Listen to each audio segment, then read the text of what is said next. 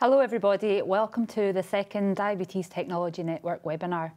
My name is Emma Wilmot, I'm a consultant diabetologist in Derby and I also chair the network. I will hand over to let our panel introduce themselves. Hello, I'm Nick Rycroft. I'm a type 1 diabetic for 41 years.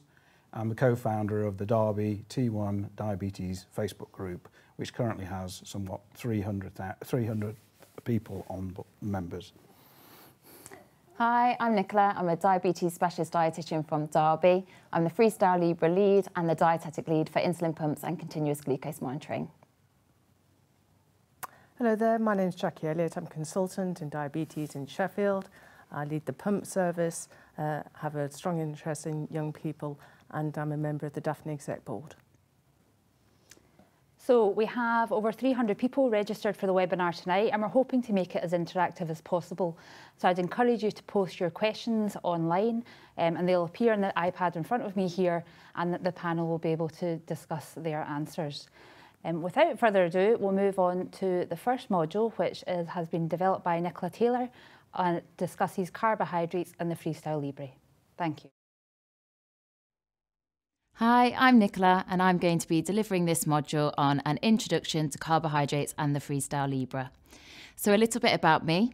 I'm an adult diabetes specialist dietitian working at the University Hospitals of Derby and Burton NHS Foundation Trust. I'm a Daphne educator, the Freestyle Libre lead and the dietetic leads for insulin pump and continuous glucose monitoring. So by the end of this module, you should be able to identify the source of carbohydrate in the diet, explain the effect of carbohydrates on glucose levels, recognise how glycaemic index affects glucose levels, understand how carbohydrate counting can help you to manage your glucose levels, and finally understand how you can start to use the Freestyle Libre to assess your carbohydrate counting skills. So carbohydrates are a main food group in people's diets, and they can be split into two groups, starches and sugars. Sources of starchy carbohydrates are foods such as bread, rice, potatoes, pasta, cereals and grains. Sources of sugary carbohydrates come from foods which have added sugars, sucrose, or the natural sugars found in fruit, fructose, or dairy, lactose. It's crucial to understand where carbohydrates come from in the diet because carbohydrates have a direct effect on blood glucose levels. When we eat a meal or snack containing carbohydrates, the body breaks this down into glucose or sugar. This glucose then enters the bloodstream and causes a rise in blood glucose levels. The body's cells need glucose for energy. Insulin is a hormone, which makes it possible for the glucose to be able to enter the body's cells from the blood. We often refer to insulin as acting like a key to unlock the cell door and let glucose in. In someone without diabetes, this process would happen automatically. The pancreas would produce the right amount of insulin in response to the carbohydrate eaten to keep the glucose levels within a very tight range. However, in someone with type 1 diabetes, it is possible to take insulin in a way to be able to choose what and when you want to eat.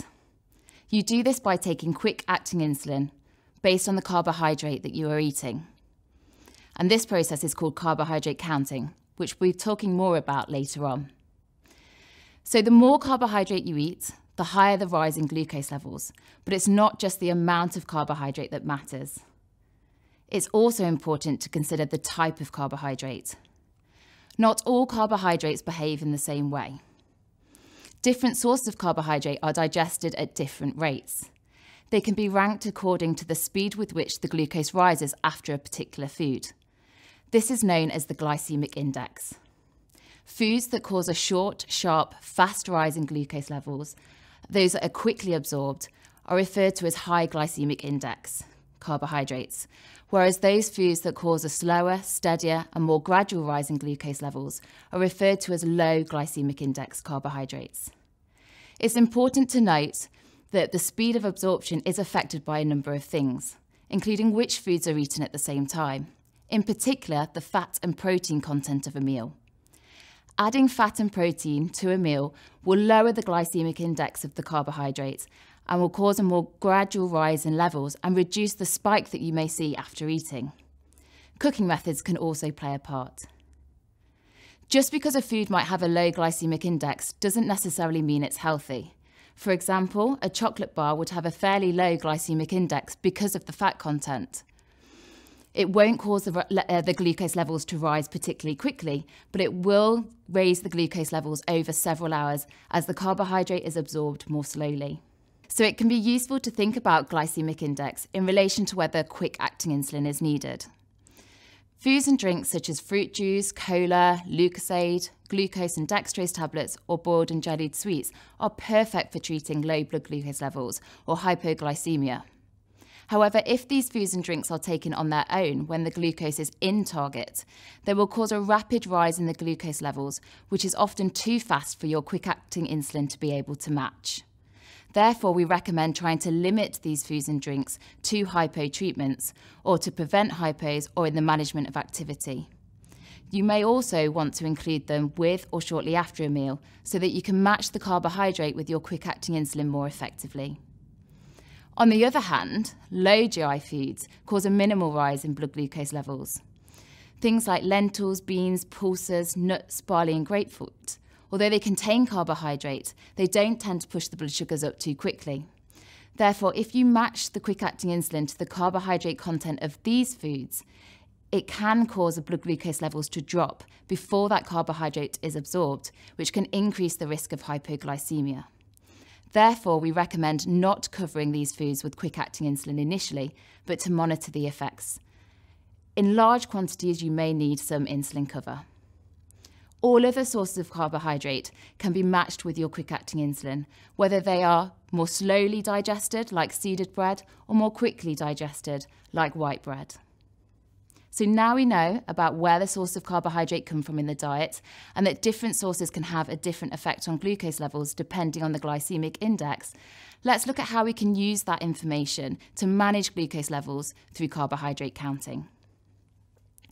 Carbohydrate counting is working out the correct dose of quick-acting insulin according to how much carbohydrate you're eating and the current glucose value to maintain target glucose levels. It does take some time to learn this skill and does require a bit of maths. However, it does lead to greater improvements in blood glucose control. It also allows freedom to choose what and when you want to eat and the flexibility in terms of varying the timing of your meals and snacks. There are loads of resources to help with carbohydrate counting. For example, there are books like the Carbs and Cows book, portion lists, apps, food labels, and you can use your scales and portion pots to help. You may have heard some common terms in relation to carbohydrate counting. The insulin to carbohydrate ratio is the individual glucose response to carbohydrate. This is how much quick-acting insulin is needed to cover the rise from carbohydrate. The insulin sensitivity factor, or correction factor, is the individual glucose response to quick-acting insulin. So how much 1 unit of quick-acting insulin will lower the glucose by. So an ISF of 1 to 3 means 1 unit of quick-acting insulin will reduce the glucose by 3 millimoles per litre. We say individual glucose response to carbohydrate and to insulin because everybody's digestive system works differently and everybody's response to insulin is different. There are different methods used by individuals in terms of carbohydrate ratios. Some people change the units of insulin for every 10 grams of carbohydrate or 1 carbohydrate portion, whereas others will change the grams of carbohydrate for 1 unit of quick-acting insulin. The table below shows some common insulin to carbohydrate ratios and the different ways that these can be recorded depending on which method is used. If you're new to carbohydrate counting, then to work out a starting ratio, you can use a number of methods. Some people use the total daily dose of insulin, whereas others will use body weight. It's important to remember that this is just a starting guide and that they will need reviewing, especially because insulin to carbohydrate ratios can be different for different times of the day. If you're unsure where to start, please speak to your diabetes team who can support you with your carbohydrate counting. Typically, 10 grams of carbohydrate or 1 carbohydrate portion raises the glucose by 2 to 3 millimoles, and 1 unit of quick-acting insulin will lower the glucose by 2 to 3 millimoles. But again, individual responses do vary, so it's important that you work out how the carbohydrate you eat and the insulin you take works for you. Underestimating carbohydrate or forgetting to inject or bolus for a snack will lead to raised glucose levels, whereas overestimating the carbohydrate content will lead to lower glucose levels and may result in hypoglycemia. So let's look at how we actually work out a dose of insulin. So we've got an example of spaghetti bolognese with garlic bread. The carbohydrate is coming from the pasta and the garlic bread. And we've estimated that there's about 60 grams of carbohydrate in the pasta and 20 grams for the garlic bread, so 80 grams of carbohydrate in total. The pre-meal glucose is 12 millimoles per litre. The insulin carbohydrate ratio is 1 to 10 grams, or a 1-to-1 ratio. And the correction factor is 1 unit to lower the blood glucose by 2 millimoles, with a target glucose of 6. So for the food, we need to take the total amount of carbohydrate and divide that by the insulin to carbohydrate ratio. So 80 divided by 10 gives us 8 units for the food. We then need to drive that pre-meal blood glucose into target. So the target needs to be taken away from the 12 and then divided by the insulin sensitivity factor to give us the amount of units to deal with the correction. So 8 plus 3 gives us 11 units that's needed to, 1, cover the food, but also get that glucose back to the target range. And ideally, we want to be injecting or bolusing for this 15 to 20 minutes before eating, which is something that we cover in some of the other modules in more detail. So let's look at how the Freestyle Libre can help. Well, you can set up the Libre reader to become a bolus calculator to support with the maths of carbohydrate counting. Now, this does require a blood test rather than a scan before the meal, and then you would enter the amount of carbohydrate either in grams or carbohydrate portions, depending on what you choose to use. And then the reader would select a dose or suggest a dose based on the insulin to carbohydrate ratio, the insulin sensitivity factor, and the target that you have set in the meter. There are other bolus calculator apps available, and it might be worth speaking with your diabetes team to see which ones they would recommend. The Freestyle Libre can also help because now you've got more insight into how the carbohydrate you're eating is affecting your glucose levels. You can now see what's happening after eating. And you can use this information to make changes to the amount or types of carbohydrate eaten, to determine the correct dose or the correct insulin to carbohydrate ratio, and to take the insulin at the appropriate time. So ideally getting that insulin in up front of the meal.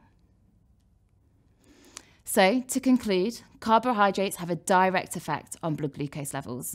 Glycaemic index determines how quickly and significantly they affect the glucose levels, and it's crucial to understand carbohydrate counting to achieve optimal glucose control.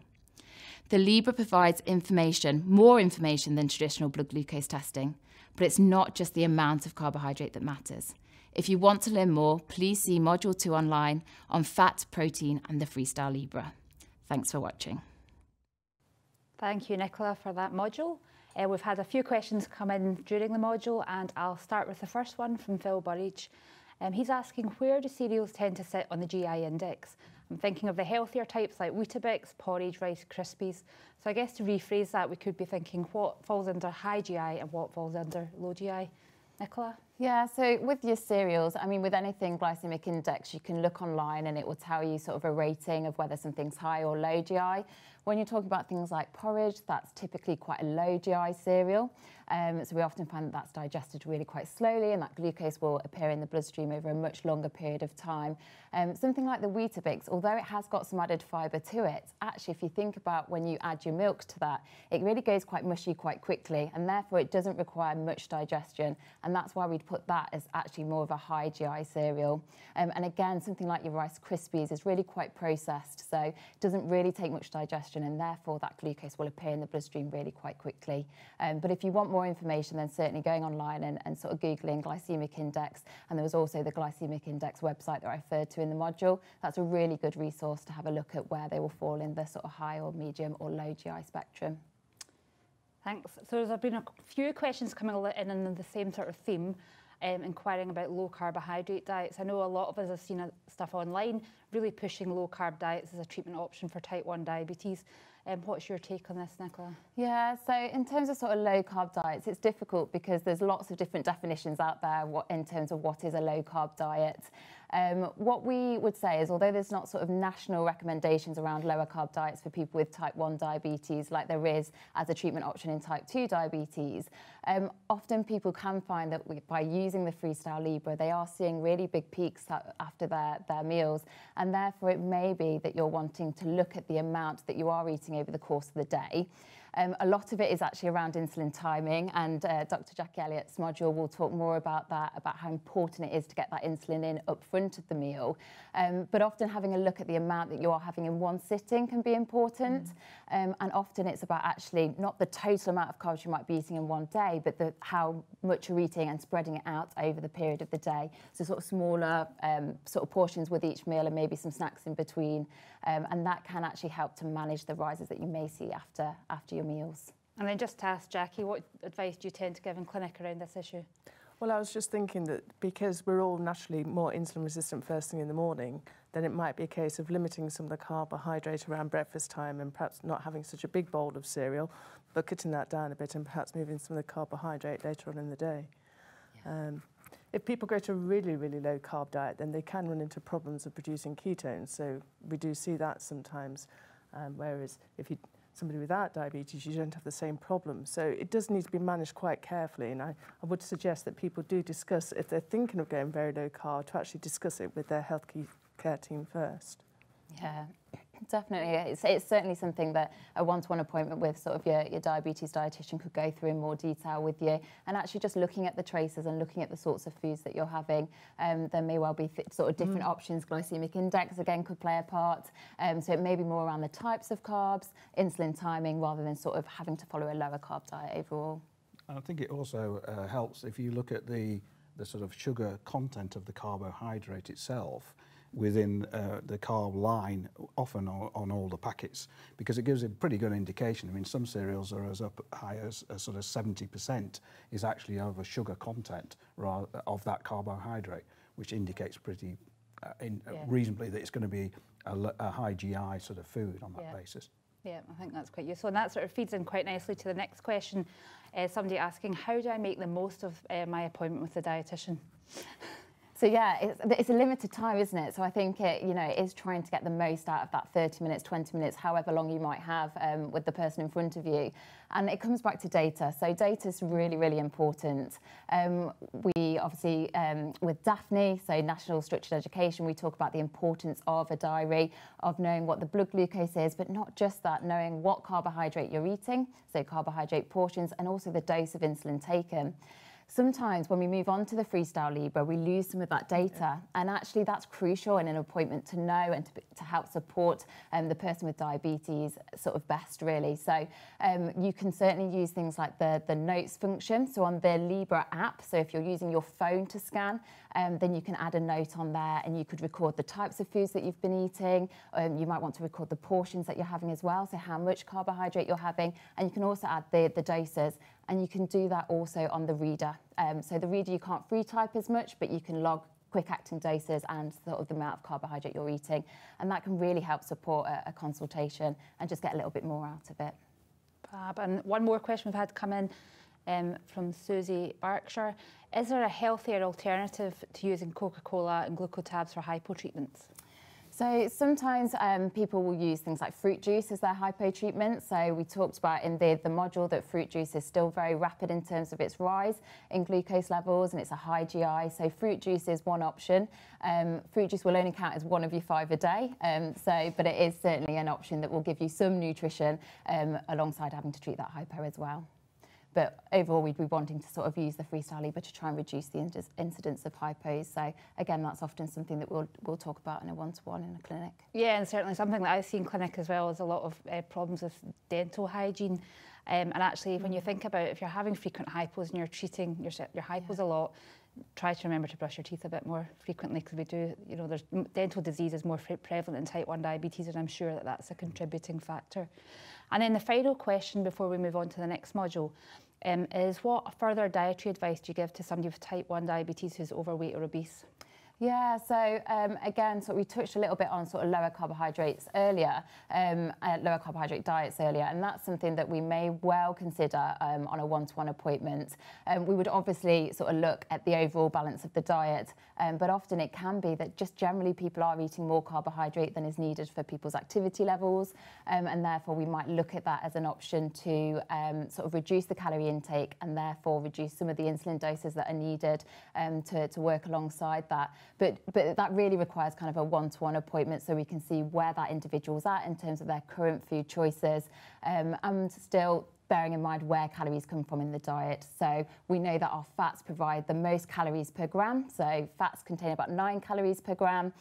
After that is alcohol. So we often look at sort of the amount of alcohol someone might be having because that's 7 calories per gram. And then carbs and protein are about the same at 4 calories per gram. So we have to really look at the whole person's sort of intake and therefore see where those calories are coming from. But certainly one option may be that we just look at the amount of carbohydrate that someone's eating. Excellent, thank you very much. So without further ado, we'll move on to the next module, which is from Dr. Jackie Elliott from Sheffield, and she's going to be talking about optimising your bolus insulin using the Freestyle Libre. Thank you. Hello, my name's Jackie Elliott. I'm consultant in Sheffield, and these are my disclosures. And today I'm talking about the effect of bolus insulin on glucose levels and how best to use the Freestyle Libre in order to adjust your bolus insulin and understand the factors which might mean that you need to change the amount of bolus insulin that you would normally give. So what's the role of bolus insulin? It's twofold. Firstly, it's to cover the glucose rise whenever you eat or drink carbohydrate. And for this to work well, you need to know what the insulin to carbohydrate ratio is throughout the day. It might be the same throughout the day, but quite a few people need more insulin in the morning, so they might be on 1.5 units per 10 grams or 1.5 units per CP, and then only 1 unit per 10 grams for lunch and dinner. So it could be the same or it could vary. The second job of bolus insulin is to bring down a higher glucose level. So this factor is often called the correction factor or the insulin sensitivity factor. And for most people, they find that 1 unit of insulin will lower their glucose by 2 or 3. And again, it may or may not vary throughout the day. One thing that sometimes patients forget is really that bolus insulin does take 3 to 4 hours to have its full effect. So although they're meant to be rapid, they're not absorbed as rapidly as normal physiology, and you do have to give the insulin time to actually work. So we need to assess 2 different things. Firstly, we're going to look at the insulin to carbohydrate ratio. When you're trying to work out if your insulin to carbohydrate ratio is correct, you need to look at a meal time where you've got your glucose within range as you're going into that meal. So in this example, at 6 o'clock in the evening, the glucose is nice and stable and within target. And if you give the right amount of bolus insulin, then it should cover the carbohydrate eaten at that time, and 3 to 4 hours later, bring your glucose back down to a similar level. This assumes that you've calculated the amount of carbohydrate correctly, as well as the ratio itself being correct. If your insulin to carbohydrate ratio is too low, and in this example it's in the evening, then the glucose level doesn't return back into the target range. So this time it's in the evening time, and if you don't check your glucose prior to going to bed, then it will be high all night. So in this example, the insulin to carbohydrate ratio is too low. Obviously, this could also happen if you've underestimated the amount of carbohydrate in the evening meal, or if you've gone on and had a snack after the evening meal. So it is okay to snack after an evening meal, but if you do that, then you need some insulin in order to stop the glucose rising. So in this example, they've injected for the meal at about midday, but then they've had a snack at 3 o'clock and the glucose has risen again. So you have 2 choices. You can either choose to give an extra injection to cover that snack, or if you regularly snack, in this example mid-afternoon, then you would add on the carbohydrate content of that snack to the lunchtime ratio. If the insulin to carbohydrate ratio is too high, then you find that you'll be hypoglycemic after those particular meals. And in this example, it's again the evening meal. So if your insulin to carbohydrate ratio is too high, then you could run the risk of being hypo all night, unless you've done a check if you've scanned prior to going to bed. This example shows one of the AGPs. AGPs are good for looking at trends, but you need to look at individual days before you make treatment decisions. So if you look at this graph, you can see that the median goes high from about 11 o'clock in the morning through most of the day before it drops just before going to bed. If you look at individual days, it gives you a better idea of what might need to change. So in both these examples, the user starts the day with good glucose. They then have breakfast, but the glucose doesn't come back down to the normal range. It stays higher than it was before, indicating that the insulin to carbohydrate ratio is set too low. They're not giving enough insulin for the carbohydrate at breakfast. Once it's high by lunchtime and they snack again, it doesn't come back down into range. So it could be that the insulin to carbohydrate ratio is incorrect at lunch, or it could be that actually their correction factor isn't right. In the evening, we have two different evenings in this example. So in the top trace, you can see that they're within range, and so the insulin to carbohydrate ratio in the evening is probably correct. But in the bottom one, they weren't in range when they went into an evening meal, so perhaps the correction factor isn't right at that time. The other thing to know about bolus insulin is when should you inject it. So this example here shows very clearly when the patient or the user is injecting their bolus insulin and eating. So at about 7 o'clock in the morning, 7 to 8 o'clock in the morning, they're having their breakfast, injecting their bolus insulin, and it does come back down into range by lunchtime. They then have their lunch, and again, the glucose rises and comes back down to range by about 4 o'clock. The timing of the evening meal does vary somewhat in this example. So when should you bolus? If you bolus at the time of eating, and I'm sure you've already noticed this, that the glucose will go up, and it may go up more than you actually realised that it did before you were wearing a Freestyle Libre. So what we're trying to do overall is reduce the amount of time that your glucose is high. And so mostly people would say try to avoid your glucose going above 10. In this example, we've shaded the area in dark blue where it's above 10. So the ratio itself is right, but there is a big peak and it does go over 10. Over time, this will impact on your HbA1c. So what should you do? Ideally, you should bolus before you eat. And most people would say at least 15 minutes. You might find that it needs to be 20 minutes or even 30 minutes. And if you can get into regularly doing this, you'll find that the peak is not as big, and you may not even go above 10 at all.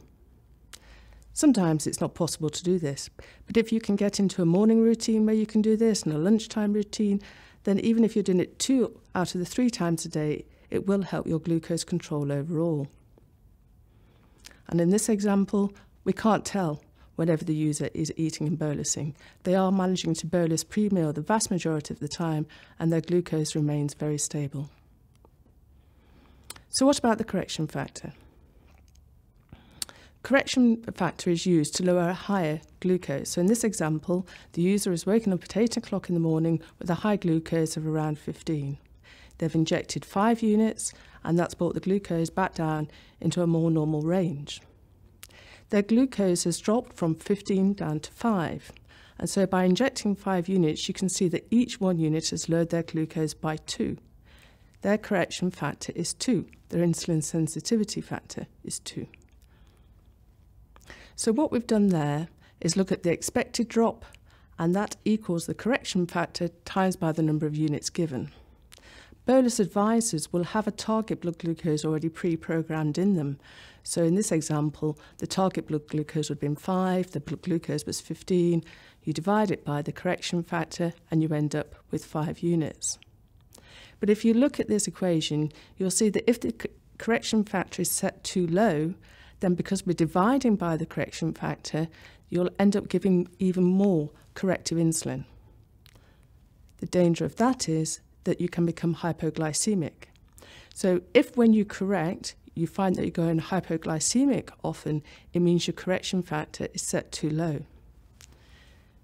This patient also woken up with a glucose of 15 in the morning. They injected 5 units because they thought that each unit would drop their glucose by 2, but in fact each unit has dropped their glucose by 2.5. Their total drop is 12.5. The problem with this is that over time you'll end up treating hypos more often, consuming more calories than you actually need, and this can, in the longer term, lead to weight gain. Obviously, having more hypos than you really need can also impair your warnings of hypoglycemia in the long term. So it is something worth sorting out. So when should you correct? For people on pen therapy, we suggest that mostly they correct 3 to 4 hours after the last injection of quick-acting insulin. So most people would do a check before a meal and see if it's high, and then they would add it on to the injection that they're about to do for the meal. In this example, you can see that they've given an injection when the glucose is high, but in fact the insulin from the first injection is still working, and so the two combined together have made the glucose drop too much and they've become hypoglycemic. This phenomenon is called insulin stacking, and if you stack the injections too close together, then you can end up with hypoglycemia. One way to avoid this is with a bolus advisor, which can calculate how much of the previous insulin injection is still active, i.e. the insulin that's still active on board. Even when you've done all that, there will be times when your blood glucose is turbulent, and there will be times when you need to alter your bolus insulin requirements. So you will need to lower the bolus insulin requirements if you've exercised or if you're about to exercise, if you've drank alcohol, or indeed if you're planning to drink a lot of alcohol, or if you've had a recent hypo. In other scenarios, if you know that you're feeling stressed or you're ill or high-fat meals, you will need to increase the bolus insulin. And then we know that if your carbohydrate counting isn't that accurate, you're going to have turbulent glucose levels anyway. So some situations are more difficult to bolus for than others, but there are some simple rules that you can follow. So if you remember, you can reduce the mealtime bolus if you know that you're going to exercise, or if you've already done some exercise and you're planning to eat. The meals either side, if they're within an hour or two of the exercise, then you could start by halving the ratio. Similarly, if you've drank alcohol, you will need to decrease the ratio, or if you've had a recent hypo. There are times when you need to increase the bolus insulin. And so we would suggest that you increase the bolus insulin by 10 to 20% if you're feeling stressed, ill, premenstrual, or for some people they do need to increase the amount of bolus insulin with high-fat meals. And there's more about this in another one of the modules. But most people would need to increase their bolus insulin by, let's say, 25 to 65%. Some people then would give half the amount at the beginning and half an hour later. But overall, the requirements will be higher than normal. So in conclusion, using the Freestyle Libre, I think it really helps you to see the effect of different foods on blood glucose, and it helps you bolus more accurately. If you bolus 15 to 20 minutes before each meal, you will see that the peaks in glucose will be smaller. You may need to bring the bolus insulin further back from the meal. You need to test this out for yourself. By doing this, you will increase the time in range between 4 and 10, and your HbA1c will improve. If you find that your glucose is always high after a meal, then that suggests that your insulin to carbohydrate ratio is too low, assuming that your basal insulin isn't too low. If you're often hyper at the same time of day when you're in target pre-meal, this suggests that your insulin to carb ratio is too high, assuming your basal insulin is not too high. And it's always best to look for patterns before you change a ratio or before you change an insulin sensitivity factor, correction factor. And for some people, if you find that there are no regular patterns, then it's always best to go back to carbohydrate counting and check that things are accurate. By spending time working out the correct insulin to carbohydrate ratio and working out the different correction factors possibly throughout the day, then you'll find that you are injecting the right amount of bolus insulin on a more regular basis. Thank you. I hope you enjoyed that module. So we've had quite a few questions coming through.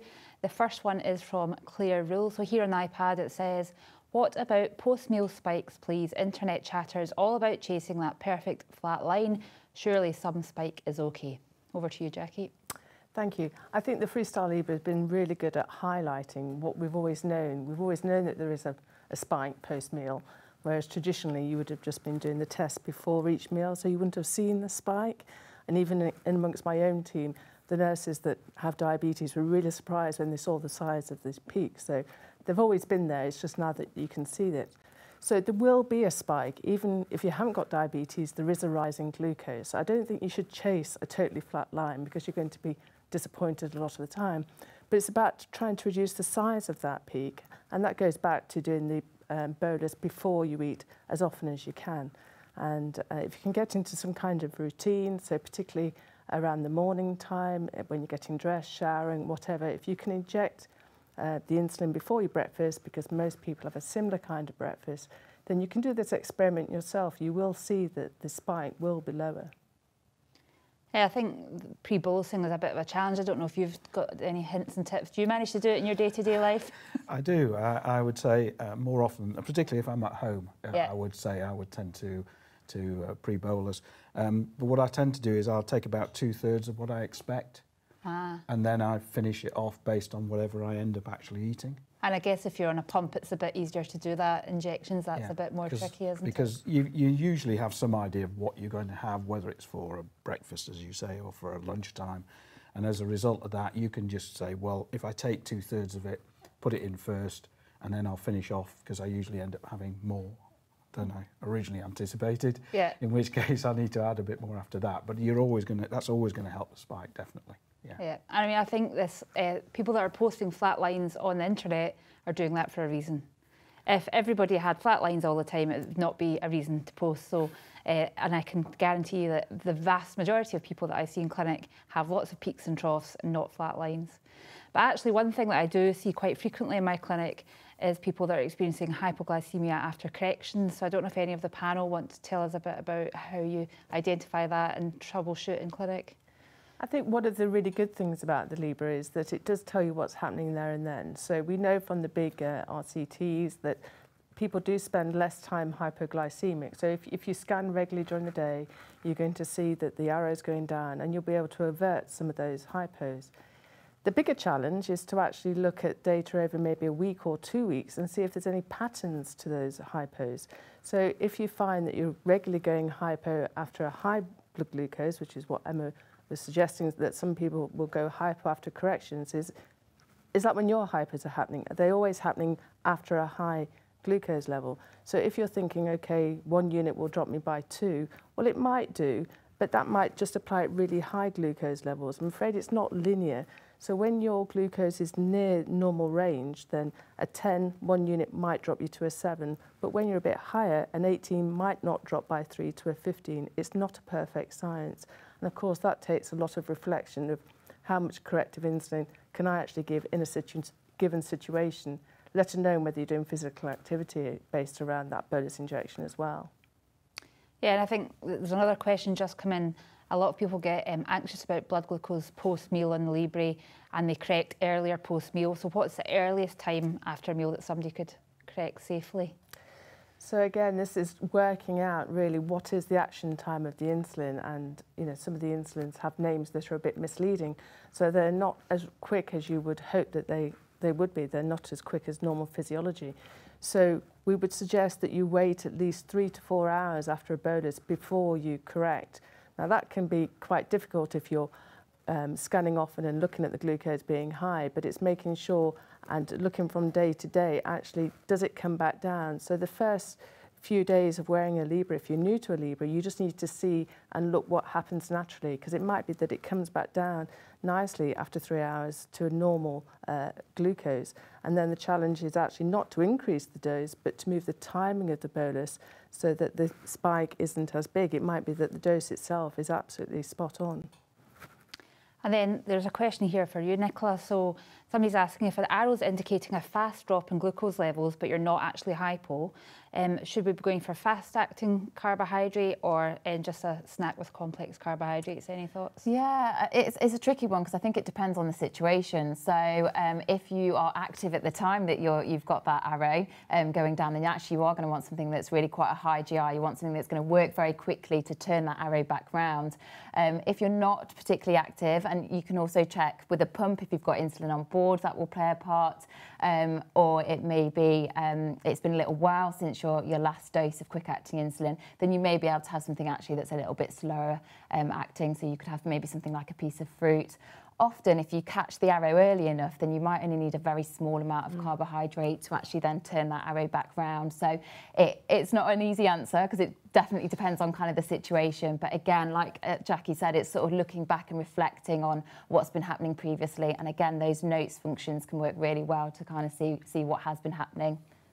Nick, do you use the arrows in real life like that? How do you tend to? Yes, I would use the arrows to make some form of judgment, but I would also suggest that patience is a key part of this, and learning, particularly if you're new to this in terms of Libre, the data that you're getting is suddenly enlightening compared to where you've been before. And so the danger is you'll react very quickly to things that you're starting to see that you never saw before, but actually they were happening before. Yeah. And so I think it's take a slow approach to it, work on it through the data that you've got, look at circumstances and make small changes over time, which you feel confident actually are linked to the way your body feels and the way your body reacts, rather than suddenly saying, I need an answer because I'm at 14 post-meal and I've got to have an adjustment, because it may well be that 14 is just simply, as you say, a post-meal high, and that a pre-bolus would actually make all the difference. Yeah, indeed. And then what about bolus calculators? That's a sort of hot topic when it comes to bolusing at meal times. So do you want to talk us through the options on the Libre handset and what we can do about bolus calculators around meal times with the Libre? So on the handset itself, there is a bolus calculator which is under the advanced functions, and so your healthcare professional would be able to help set you up with that. It only works if you do a finger prick actually on the handset, so it doesn't work if you do a scan. So if you are not, or you don't want to do a finger prick before each meal and you want to use the scanned results, then you need a different bolus advisor. So you can download apps from the internet onto your phone that could give you that kind of information. And going back to what Nick said, in the bolus calculators, you will put in the duration, the action time of the insulin. So you'll have an idea if there's still some insulin that's still active when your arrow is going downwards, which then gives you more information. So if you're really struggling to get the bolus insulin just right, I think a bolus calculator can be really useful because it will keep doing the correction factor if you set it at 1 unit to drop you by 3.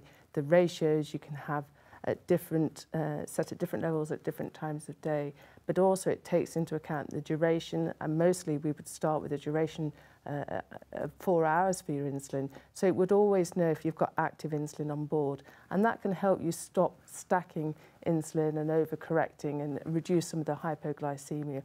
And obviously if you stop some of the hypoglycemia, then you'll stop some of the urge to overtreat the hypo, because quite a lot of people end up, when they have a glucose of 3, not just getting their glucose to a 7, but overshooting and going up to a 12 or 15, which then they want to correct.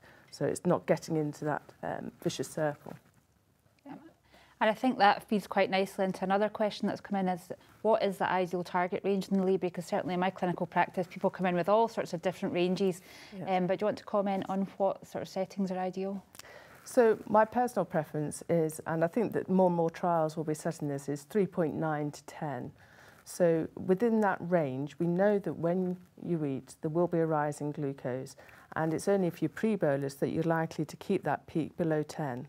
So you don't need to be between 3.9 and 10 all the time. To have a really good HbA1c of 58 or 7.5 or less, then you need about 66% of the time between 3.9 and 10. If you're fairly newly diagnosed, you might be able to get that percentage much higher, but if you can get it to about 75%, then that equates to an HbA1c of 48, so about 6.5% in old money. So don't worry that you're not 100% between 3.9 and 10. You don't need to be. In fact, we just need about 2/3 of your results between those two ranges. And ideally, only 5% less than 4. If you're getting towards 10 and over 10% less than 4, you're probably having too much hypoglycemia. And then we run into the problems of hypo-treatments and dental health and weight gain and all those kinds of things. I think it's probably important just to note that that target band we're talking about is just the band that you'll see sort of with your glucose levels falling between. But when we're talking about the bolus calculators, then actually the targets that you set is what it will be working towards in terms of those corrections. And different bolus calculator apps and meters will work differently in terms of how they use that target. So some will have a range, so a lower and a higher range, and they'll correct to the midpoint of that. So for example, if it was 4 to 8, it would correct to 6, whereas others have a single target that it will correct to. So it is important to kind of discuss that with your team if you're not sure about sort of what your targets are or sort of how that bolus calculator is going to be working those corrections out, because it can make a real big difference to the amount of insulin that's suggested. Yeah. And also you might need, as Nicola said, different targets for different times of day. So you'd have the bolus calculator set differently before going to bed than on waking. Yeah. And I think, you know, if you're watching this and you've got type 1 diabetes and you're using the Libre, have a look at what your target range is. And if it's not at 3.9 to 10, widen it to 3.9 to 10, because the number of people that come into clinic beating themselves up, feeling they're not doing well enough, when actually that target range is, you know, far more realistic than maybe 3.9 to 7. Jackie, I think you had... Yes, I just wanted to encourage people to actually look at the timing target. Yeah. So on the handset itself, there are lots of different graphs, but if you go onto the review section and scroll down to the second page, then it does have a timing target, and it's very simple bar graph that will show the time less than 3.9, the time 4 to 10, and the time above 10. And it does a similar thing on the phone version as well. So you can quickly just check, is my timing target staying nicely where it should be, or if things really deteriorated? Because one bad day doesn't equal rubbish, you know, diabetes control. You need to just think, well, actually, what's happening over the last week, 2 weeks, and a month? And am I keeping 66% of those readings within that target range? Great, thank you. Well, I think it's time to move on to the next module. Now, unfortunately, Dr. Fraser Gibb was unable to be with us tonight. He's up in Edinburgh. So we're going to move on to his module, which is reviewing your Libre data. And again, feel free to post your questions and we'll address them at the end of the module. Thank you. Hi, I'm Fraser Gibb from the Edinburgh Centre for Endocrinology and Diabetes, and I'm going to be talking today about reviewing my data with the Freestyle Libre.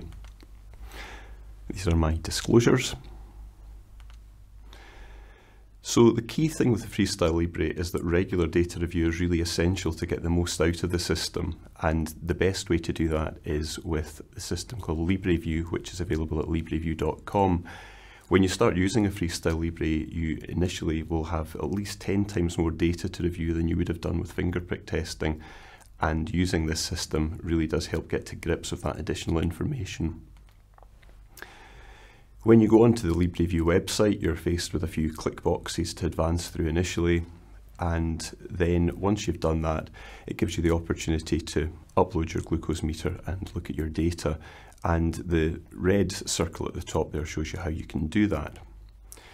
We have provided an information sheet which helps you get to grips with uploading your data and setting up the system, and you'll be able to access this on our website. And there are two different processes. If you use a mobile phone to scan your Libre, then all you need to do is set up your Libre Link account and you'll already be able to log in automatically to Libreview. If you use the Libre Reader, then you will have to take a few additional steps, and the guide will show you how to do that. So once you've set up a Libreview account, then one key thing to do is to set up a link to your own hospital clinic, and that information is available by clicking on the box which is indicated on the screen with the red circle. And once you have done that, you'll see a range of options there, and we'd ask that you click Account Settings. And once you get beyond that, you've got the opportunity to input your practice code. Now, your own clinic team should be able to tell you what that is, and once you've added your clinic, it means they're able to access your Libre data And should you ask them to review that, then they'll be able to do that automatically without you actually needing to physically attend a clinic. So once you've set up Libreview initially, then you'll want to look at your own glucose reports. And the thing to do first of all is to click the glucose tab at the top of the screen, indicated by the little drop of blood, and then to click on View Full Reports, and that will give you a screen that looks like this. Shows a range of different options for report types that are available, and you'll also see underneath that there's information on what your target glucose range is, and we'd suggest typically you leave that at 3.9 to 10 millimoles per litre. Once you've clicked through to that, you will get a range of options to review your data, and probably the first port of call here is the snapshot view, which you can access by clicking up at the top corner of the screen, where there are various options for different screens to view. The snapshot has a number of different features. The first thing perhaps to look at is the information on your average glucose over the last 2 weeks, and it also provides information on your time in range, your time above the target range, and your time below the target range. Typically, as a goal, we'd be looking at achieving over 70% time in range, but that for most people will be an ambitious target initially, and the whole point of reviewing this data is to be able to work towards achieving that over time. When it comes to percentage time below target, then we'd be looking at ideally that being less than 5% of time. At the top right-hand side of the screen, you will see your estimated HbA1c, and that's provided both in the old percentage units and the new millimoles per mole units as well. And an incredibly useful screen for reviewing low glucose events is this highlighted feature here. And that graph shows you not only when you've had a low glucose event, but what time of day, how long it's lasted, and quite how deep the hypoglycemia has been. So one of the features of the Libreview report is a way of integrating all of that information together to make it easier to understand. And what you're presented with here is the old reality of continuous glucose monitoring data, which was this spaghetti type graph with lots of different lines, very difficult to understand. And even the summary line, which is bolder and in the middle here, is quite difficult to interpret. What the ambulatory glucose profile, or AGP, does is try and condense that all into something that's a little easier to understand. The top graph here just shows every single individual data point for someone who's using a Libre over a 2-week period, and that's still quite tricky to interpret. The ambulatory glucose profile shrinks that all down and summarises it, so what you see is more like the graph on the bottom there. So this is an example here of an ambulatory glucose profile, and what you see is the dark blue line which goes across the screen is the median or average glucose. The dark blue bar across that is the range, the 25th to 75th percentile, which essentially means where 50% of your glucose values fall at any time. And then the lighter bar is the 10th to 90th percentile, so that's where 80% of your glucose values will fall. There's a traffic light system provided on the AGP report which shows you whether you've got a green or low risk up to a red or high risk of either hypo or hyperglycemia, depending on the part of the report. So I'm going to move on now to 3 examples of the ambulatory glucose profile, and it's important for each of these to look at the variability, which you can tell by how wide the bars are surrounding the average line. If you see very narrow variability, very narrow blue bars between the median line, that essentially means that this is low variability. It's likely to be quite representative of the overall pattern day to day. Whereas if you see very wide bars, like in example B here, that suggests that this is not likely to be a pattern that replicates itself day after day, and probably you have to look into a lot more detail on the day-to-day traces to get an idea of what's going on. So we'll start with example A. You can see here that this is somebody who has a good estimated HbA1c of 44 millimoles per mole, so on target, but that does appear to be at the expense of a very high risk of hypoglycemia, and that's indicated by the red traffic lights across this graph, and also the fact that you can see the centile lines cross quite comfortably down to the low glucose threshold. So the question this generates is this person having lots of overnight hypoglycemia? And looking at the daily log, which is the other part of the report that you can access, you begin to see the individual glucose traces for each day, that there is indeed a trend towards glucose dropping overnight and quite often dropping into the hypoglycemic range, which is clearly the issue that needs to be addressed in this situation.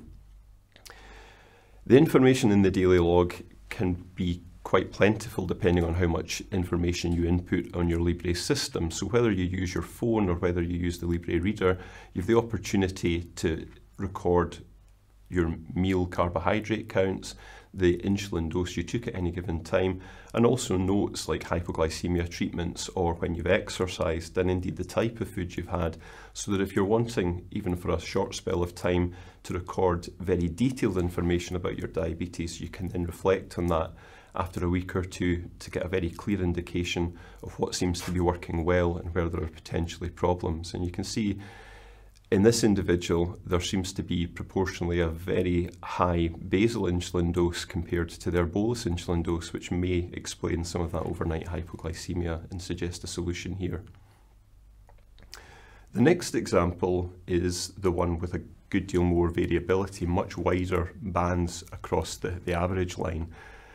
And this would begin to raise questions, given the high estimated A1C, of whether there has been concordance with the suggested insulin therapy and whether there's a chaotic element to this person's diabetes management at the moment.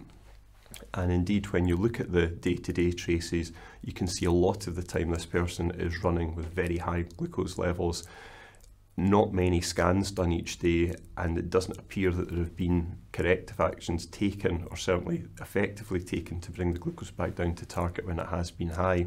So you can see for any given time of the day here, there isn't really a clear pattern to suggest a single change or a simple solution to this particular problem. Another view that you're able to access on Libreview is the monthly summary, and whilst this is probably not as useful as the ambulatory glucose profile and the daily traces, it's something that means you can look down a day of the week or weekends particularly to see whether that's a time where more low glucose events, which are represented by the little red symbol here, are occurring. You can have a look at the average number of scans you're doing per day, and it gives you an idea of your average glucose for each day of the week, so that you can see if there is indeed a pattern related to your weekly routine. This mealtime patterns page is really only useful in people who are still doing finger prick testing, because unfortunately it doesn't actually utilise Libre data, but only finger prick glucose testing data. But if that's something you are doing, then it gives a nice indication of whether there's a rise after meals and whether anything needs to be addressed in terms of carbohydrate counting and meal dose adjustment.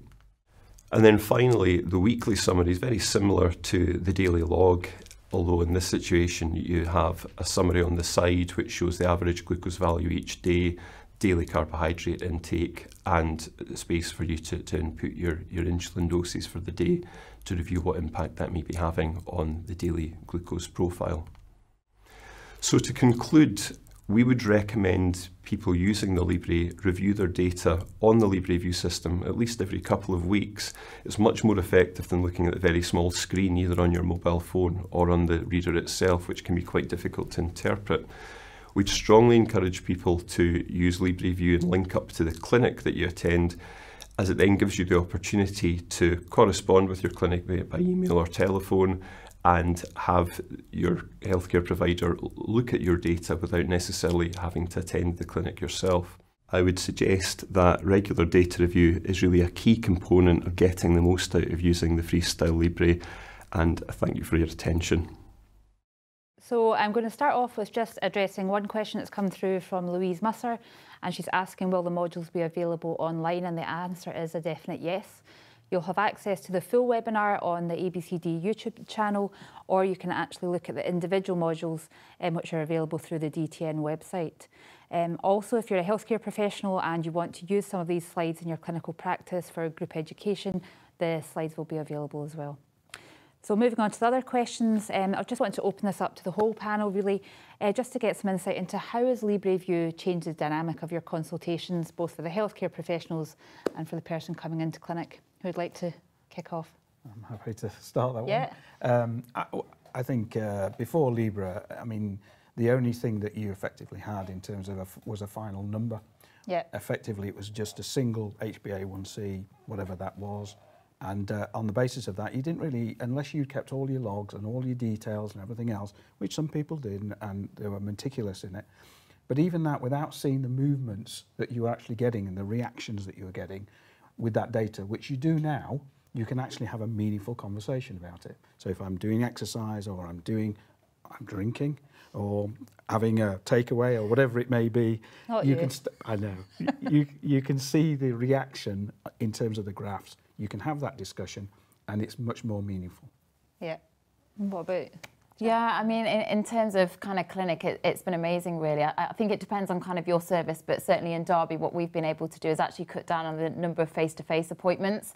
So as long as you are sort of logging your Libreview with the hospital provider, then they can actually sync the accounts. And if you use the app, so as Fraser was saying, if you use the Libra Link app, then actually all of that data goes up sort of in real time. Whereas if you use the meter, you're still needing to obviously plug that meter in to get the data to go to Libreview.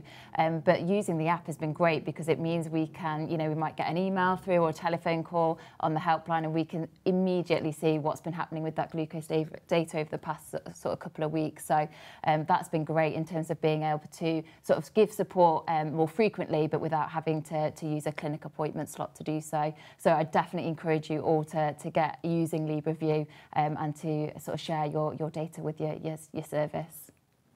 For those people that don't have a smartphone and don't want the app and prefer to use the handset, then we can still download the handset in clinic, and so we use Diasend as well, which gives a really good representation of the data. I was going to say one thing about, as clinicians, we need to be a little bit careful because it now reveals an awful lot more information, and so is trying to use that information in a really helpful way as opposed to going, why did you go low then? And you know, it's just how you ask the questions, because there's nowhere to hide when you've got data 24/7.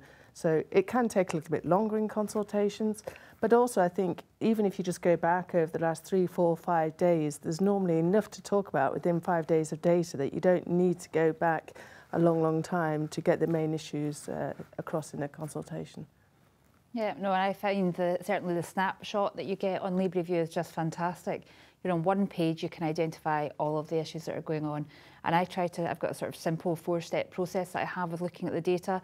So I start off with what is going really well here. And it could be something simple like they're scanning 6, 7, 8 times a day, or the fact they've got the data and they've brought it to clinic. That's maybe the first time somebody's brought data to clinic in years, which is great. So start with something really positive and then try and identify where the hypos are, because I often find if hypos are happening, you get this massive increase in the glucose afterwards. So if we can eradicate the hypos, it's always a good starting point. And then exploring where the higher glucose levels are. And then looking at the variability. That's something we've never been able to look at before. And there's real value if there's big variability, so glucose levels really going from one extreme to the other, and as Fraser showed in the AGP, quite wide range of glucose levels, then that's a sign that we need to go back to basics. What's the insulin to carb ratio? Are the corrections working? Is the carb counting good? Are we managing to get the bolus in before the meal? So I just think it's an absolutely fantastic tool. But from my perspective, the biggest change it's had is that it just makes HbA1c a little bit redundant. So I now can get to the end of a consultation without even having mentioned the HbA1c, and that's because of time and range. I love it. It just means so much more. I don't know how. I think it's fabulous. I mean, I think HbA1c, as I say, for me, it's a bit too singular. It's a very difficult sort of target for people to imagine in their minds. But when they get the Libra data and they're getting that constant feed of daily data into the time in range, it's really useful to be on an average basis over a time frame to actually have that and say, I know I'm on track. I know I'm doing better than I was doing before. Or if I wasn't, I can ask those questions. But yes, very powerful. Yeah, indeed. Okay, so we'll move on to our final module. So myself and Nick, who's here this evening, have put together a module called the Diabetes Rollercoaster, and I think everybody living with type 1 diabetes understands what a diabetes rollercoaster is. The question is, how do you get off that rollercoaster? Thank you. Hello, welcome to the Diabetes Rollercoaster module. You may be wondering what that's all about, but if you hold on to your seats, you'll find out soon. My name's Emma Wilmot. I'm the chair of the Diabetes Technology Network, and I'm a consultant diabetologist in Derby. I'm Nick Rycroft, a type 1 diabetic and co-founder of the Derby Type 1 Diabetes Group. So I'm going to hand over to Nick, who's going to give us his perception on the diabetes rollercoaster. Anyone with type 1 diabetes will recognise many of the graphs shown here. This is what we talk about when we talk about the roller coaster. And most of us have been there, done it, and got the t-shirt several times. But with the introduction of the Libre data, you can start to understand and maybe find a way of actually making changes to your regime, which will allow you, in effect, to control this. So let's have a look at some of the reasons why it might happen. Here we have a list of the sort of things that could influence and create that roller coaster or fuel it. Let's take a look at a couple of them with regard to what might actually happen. Snacks, when we don't bolus, is a most obvious one, but we sit there in an evening and sometimes we might eat a few biscuits and we forget to bolus for those, and suddenly we find our blood glucose is going skyrocketing. And what happens is we then panic, we probably end up doing something to correct it, and we might end up with a problem later. In addition, let's look at alcohol. We all like a bit of alcohol now and again, but the impact of that overnight can be, for some people, quite serious and often creates the opportunity for a hypo. And we all know what happens when we have a hypo at night, is we tend not to be patient. We want to raid the fridge and get all the snacks that we can. And what happens is we're back on the roller coaster again. So if you thought this was a list, which was a lot of things to consider, then looking at the next slide, you can see that there's a lot for us to work through. 42 factors can or have been identified, effectively making impact on your blood glucose. So if you want to get the roller coaster under some form of control, we need to understand what are the things that we can influence. So let's look at a high, rapidly rising glucose. The sort of thing that could cause that, common causes, would be a missed bolus where we've snacked, we've forgotten to take some insulin for it, or we snack and we take the insulin afterwards when we suddenly realise.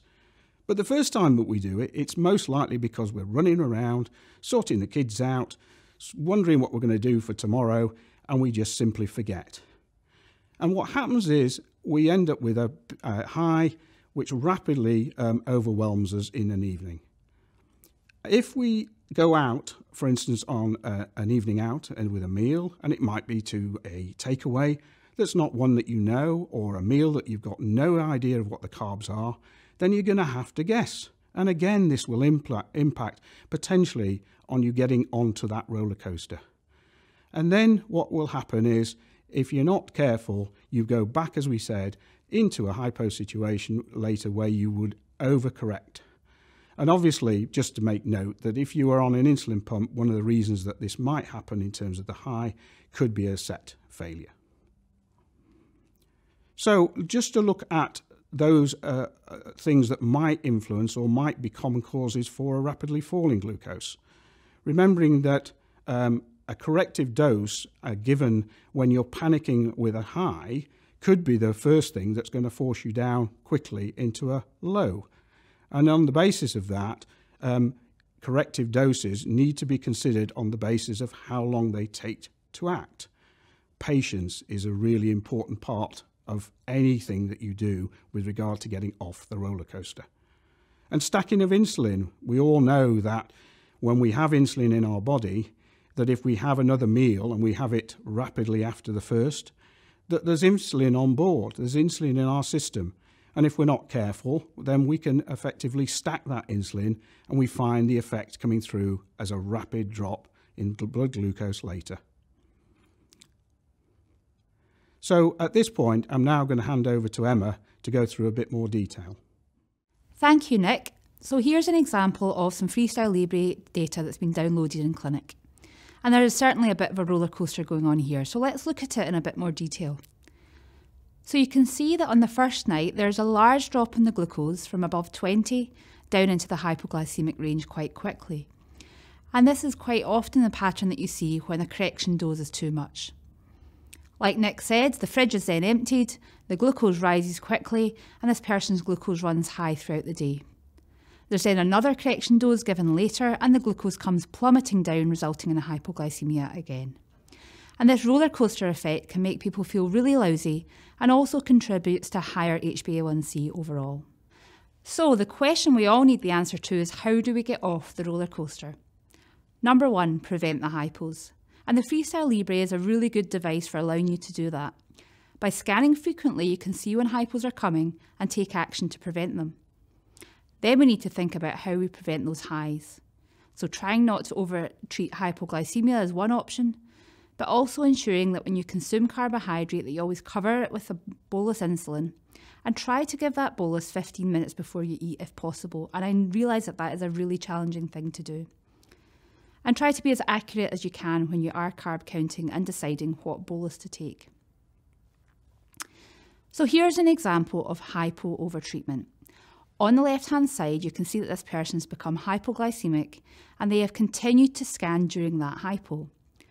The disadvantage of relying on the Libre when you're hypoglycemic is that there's a 5 to 10 minute lag. So it will continue to show that you're hypo, even though your glucose might actually have gone back into the normal range. If you continue to treat your hypo during the time it's showing your hypo, you have a massive rebound high as shown here. Ideally, you want to have the scenario on the right-hand side where you become hypoglycemic, you rely on your blood glucose, and you give your 15 to 20 gram treatment, and your glucose comes back into the target range. So when it comes to preventing hypos, scanning regularly is absolutely key. If your glucose starts to drop, stop and think why. What insulin have you got on board? What activity have you done? And more importantly, what are you going to have to do to prevent becoming hypoglycemic? If you'd like some more information on hypoglycemia, I'd highly recommend Pratik Chowdhury's module on hypoglycemia. Another common cause of hypos is the overcorrection of high glucose levels, as Nick Rycroft mentioned earlier. Remember that your quick-acting insulin should take 3 to 4 hours to bring your glucose back to target. If your glucose is dropping more quickly than this, then that would suggest that your correction dose isn't quite right. And you can see in the example here that the glucose starts off high and very quickly falls into the hypoglycemic range. If this is happening to you, your insulin settings need adjusted. And if you're not confident doing that by yourself, then reach out to your local diabetes team who will support you with this.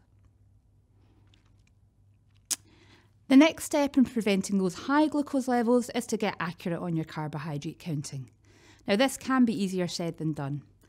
If you haven't already, I would highly recommend attendance at a structured education programme, Daphne Structured Education being the gold standard. There are other opportunities to improve your carbohydrate counting. There are apps and there are websites available that will support you, such as Carbs and Cal, MyFitnessPal. And if you haven't recently, then certainly arrange to see your local type 1 diabetes specialist dietitian. If you're still struggling with it, then it's unfortunately a matter of just going back to the basics, getting the scales out and really getting your carbohydrate grams measured down to the nearest gram and trying to be as accurate as you possibly can to try and troubleshoot. If, despite all of this, you're still struggling with quite erratic glucose levels, then think about why that might be. Have a look at your injection sites and see whether there's any build-ups of fat under the skin. Now this can happen very gradually over a long time and it can be quite difficult to pick up, so it's worth asking your diabetes team to have a look at your injection sites.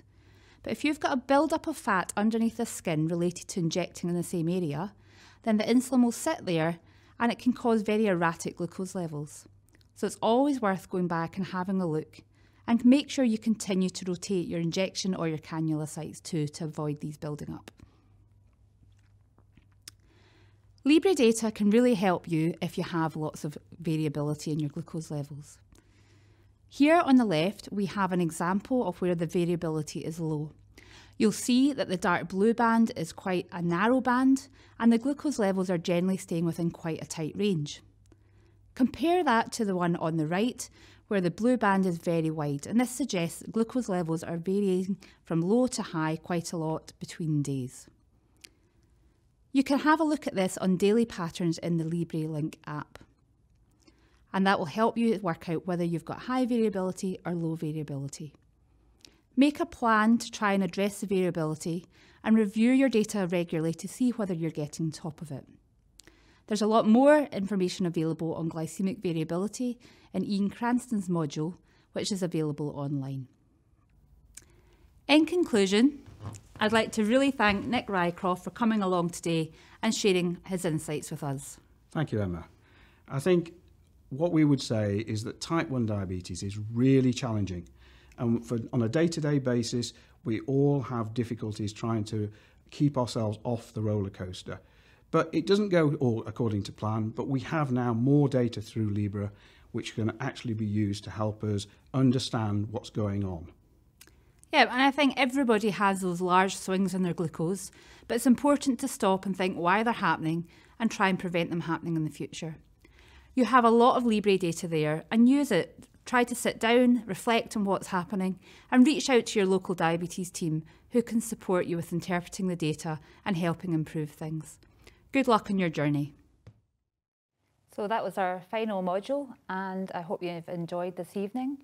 We've got a few more questions before we close. So one really pertinent question that has come in from Daniel. So he's saying, in a limited consultation time, so say you've only got 15 minutes, how do you use the AGP, and have you got enough time to describe it in detail? So I'll open this up to the panel.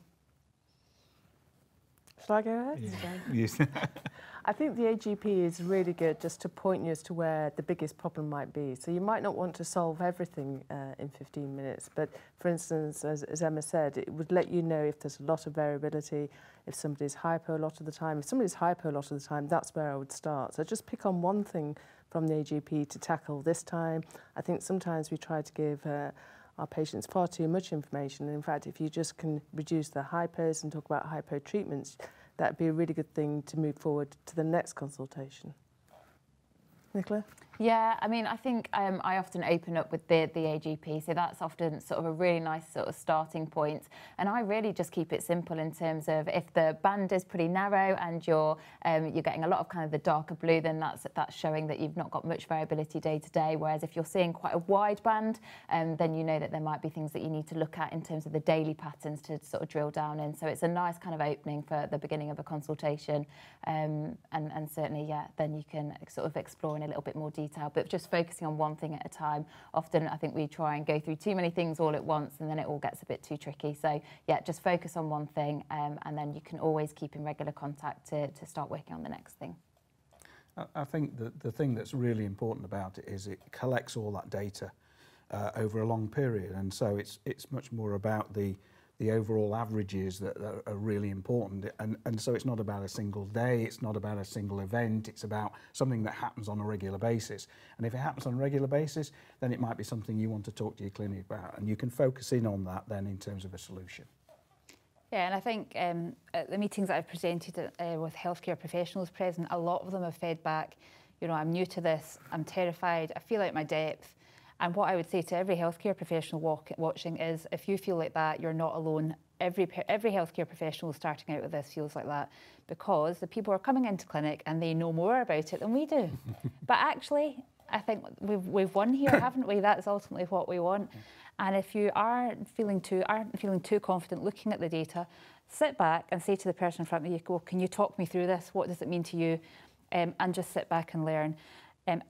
I think initially it can feel like it takes a while to use the AGP, but with time, it is so much quicker. I have to say that now when people come in with a book with maybe a couple of 2 to 4 blood tests per day, I feel lost, because the Libre data is just so rich and gives you so much information about what insulin's doing, what, when. You know, 4 dots throughout the day just does not provide that level of information. Yeah. Would you agree? Absolutely agree. Definitely. I think it really helps with that conversation. if you look on the daily traces to say, actually, which insulin do you think is working here? Because quite often there's a slow decline, sorry, it needs to go that way, a slow decline overnight.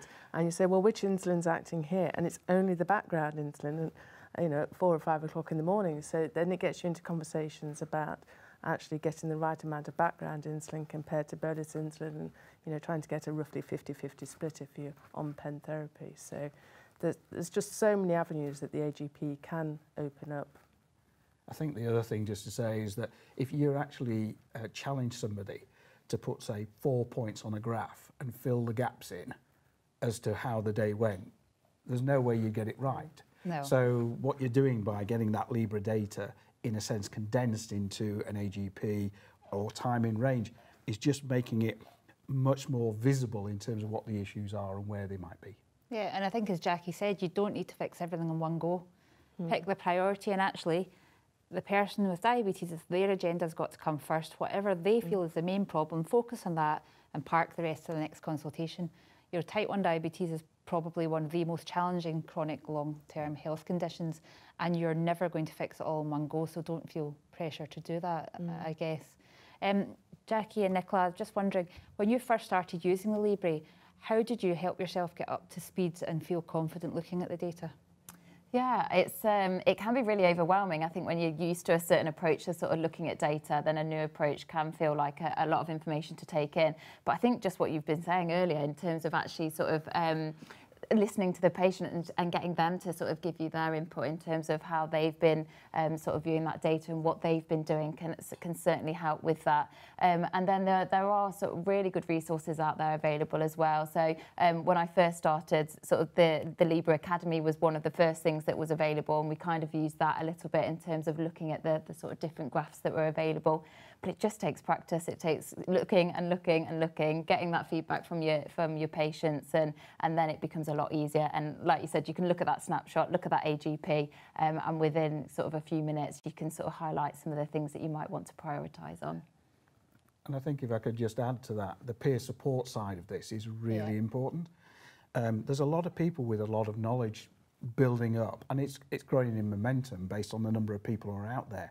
And so if you've got questions, there's likely to be groups and other people who can also help you and to understand some of the basics, so that when you go to clinic, you actually get the value from that in terms of the discussion. So on both sides of the coin, there's education, and it comes from all sorts of different sources. Yeah, I think the Abbott Freestyle Libre Facebook page has got well over, I'm not sure what they're up to now, probably close to 20,000 users, I'd imagine. So if you're new to Freestyle Libre, go on there, post your questions, and you're instantly going to have access any time of the day, whether it's 3 o'clock in the morning, whenever. You post a question on there and they'll get answers immediately. And, I know healthcare professionals get nervous about that, but what if they're given the wrong advice? Not at all, because if somebody puts in advice that is a bit dodgy, what happens next? Somebody goes in and tells them, don't take any notice of it. Generally, there's a really good balance to it in terms of the arguments, because like everything, there's always a proviso, a caveat. Everyone is different, and we all have to learn and understand. But what Libre does is start to let you understand your own body and the way it reacts to different circumstances. And that's something which is completely new in this environment. Yeah. And then Jackie, there's a question come through saying, what does good variability look like? What are your thoughts? So it's interesting with the roller coaster. I think if you've got that kind of roller coaster, then there would be a wide variability. So the darker blue band would be quite wide, and then the lighter blue and the grey, and it's going to go into the hyper range and the hyper range very often. So the ideal, I guess, would be if you have the dark blue band somewhere between the lower limit, somewhere around 5, 5.5, 6, and the upper band about 10. By definition, then, you're going to have 75% of your readings in this ideal range of 3.9 to 10. So it'll be really quite tight, the darker blue band around the middle blue line, which shouldn't vary too much, especially if you are able to pre-bolus. It gives you the flatter line, as we showed earlier on. Yeah, and then Nicola, a question for you. It says, do you train your patients on interpreting data, and if so, how? Absolutely. So, this stems from structured education as well. The whole point of that is to empower the person with diabetes to be able to look at their own glucose data, know how their insulins are working, and then most importantly, be able to make the changes using that information. So I definitely see myself as kind of the support with that. So I just help to try and sort of share the knowledge and skills I've learnt. But often, we learn loads from our patients as well. So absolutely, it should be about the person with diabetes being able to look at their data, know how their insulins are working, and then make the appropriate changes. Yeah, and then Jackie, going forward, will somebody with type 1 diabetes coming to clinic require an HbA1c? Yes, well, that's a really good question. So all the old trials are based on HbA1c because the patients in those trials were doing capillary tests, and the biggest trial, DCCT, they were doing 7 tests a day. So we've not actually had the very long-term trials with CGM. So most CGM trials, continuous glucose monitoring, or flash monitoring, have been 6, 12 months. And hopefully in the future we will have trials that are even longer, and they won't be talking about the HbA1c at baseline and then 6 and 12 months. They're going to be talking about time in range. And time in range, as Nick alluded to, is really helpful because if we can get more time in range and just move somebody from 40% time in range to 50% to 60%, their HbA1c will come down naturally, so that's kind of in the background that's happening, but also they will feel better in themselves because the glucose variability will be a lot less. Yeah, and then Nicola, another question for you. So is there any benefit in starting people with type 1 who cannot carb count on a Libre? Yeah, it's a tricky one because actually, the Libre is showing you what is happening sort of after the foods that you eat. So I guess you can see a little bit more around your food choices, but unless you've got the tools in terms of the quick-acting insulin to be able to actually match that to your carbohydrate, then you're going to struggle, I think, to get the most out of that device and to start seeing changes. So we certainly sort of look at using the Libre for people that have had both DAPHNE training, so structured education around carbohydrate counting, but it doesn't need to just be that. So depends on your service, but in our service we offer sort of a 3-hour carb counting workshop as well as a bit of a refresher, and that can be really useful because I think without those skills, all of those modules have shown how important it is to get the carbohydrate counting as accurate as possible. So if you're not sort of got that carbohydrate counting awareness or carb awareness, then I think you'll struggle to see the full results that you might want to see from the device. But then I guess it depends what you're aiming for. So for instance, I had a lady who had gone through DAPHNE, and despite that 1 week of intensive type 1 education, really struggled with carbohydrate counting, after 5 days of full-on education. And she's on a Libre now, but actually her problem going into DAPHNE was hypoglycemia. So with the Libre, she can still scan and see when the hypos are coming and prevent the hypos. So even though she can't carb count and she has got high variability and she struggles with that through the day, but she has massively reduced her hypoglycemia and her quality of life. So it's not all about improving HbA1c. Actually, quality of life is one of the key things, as some people may have heard me say before. The whole point of diabetes therapies is to reduce complications. And why do we do that? To improve quality of life, because complications affect your quality of life. But actually, living with diabetes needs to be made easier, because living with it is a complication in itself because it's such hard work. Yeah. So you can give tools like the Libre, like pumps, things that can make life easier day to day. It doesn't matter if you can't get to the target HbA1c. If your life's just a little bit easier, then it's worth it, I think. I don't know what you think, Nick. I think that's absolutely right. It is intense, whatever way you look at it, in terms of the amount of effort you've got to put in to get the sort of results that you want. And at the end of the day, the results are based on managing the risks. And this is a tool. This is just another tool in the armoury, but it's a leap forward in terms of information. And it's one of those tools which I think will substantially improve people's lives and the quality of their lives. Yeah, no, I think so. We've got a question that's come through asking about CCG prescribing and access to the Libre when we're talking about quality of life there. Anybody want to take that one on? So, well, as of today, today's the day, 1st of April. So as of today, then the Freestyle Libre should be available nationwide, so there shouldn't be the restrictions in terms of local areas not prescribing it. There is still guidance that you need to be meeting, or criteria that you need to be meeting in order to get the Freestyle Libre on prescription. So, I mean, that's available all on the internet, but also if you speak to your service, then they'll be able to give you more details on that. So, yeah, it is available, but you still need to meet some criteria in order to get the device. Yeah, I think most CCGs are implementing it. Some might have a slight delay, but I think the main criteria are doing 8 blood tests a day over a period of 3 months, having CF-related diabetes, being on dialysis, and that's whether you've got type 1 or type 2 diabetes. Anybody that's got impaired awareness of hypos or problematic hypos, it can potentially be put through, but really we'd want CGM in those instances. So if you've got access to that locally, that'd be the preference. Any other ones? Pregnancy. Yep, type 1 diabetes and pregnancy. Is that all of them? Although that's going to change from next year. Yeah. So from next year, if you're pregnant with type 1, then you can have continuous glucose monitoring with alarms. So I think, you know, services need to be aware of that's coming in from a year today next year. Yeah, yeah, and I guess there's the third-party testing, and right, the psychosocial and employment. So that's one to discuss with your service as well. Yeah, so definitely worth asking your service at your next diabetes appointment. And then a really helpful comment's come in from Richard here. So Nick talks about being patient, and one tip to help this is the alarm in the Libre reader. So this is us talking about the drops after a correction. So after a correction, set an alarm for when you want to check again. Do you want to talk us through how that would work? Well, again, I mean, like all these things, the fact that you've actually got to scan the Libre to get the data, you need to make sure that you're scanning within a time frame which is going to be realistic to assess the impact of any correction that you've put in place. So if you've got a way of putting it straight into the Libre reader and putting an alarm on it, and it re-warns you effectively to do a scan at that point, then you're obviously going to be in a much stronger position to make sure that you haven't overcorrected that position. What sort of timing would you put on the timer if you wanted? Well, I think it would depend really where you are when you make the correction, and how much of that correction you're putting in.